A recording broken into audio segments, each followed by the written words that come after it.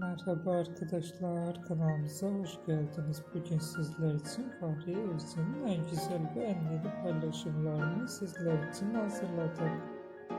Güzel oyuncumuz Fahriye Evcen, Çalı Kuşu, Bebek Dökümü ve birçok dizilerde ve filmlerde rol almış ve herkes tarafından çok beğenilmişti.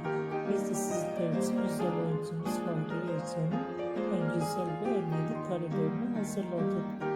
Bu videoların devamı gelmesini istiyorsanız kanalımıza abone olup yorum yazmayı unutmayın. Kanalımızda daha birçok video bulabilirsiniz.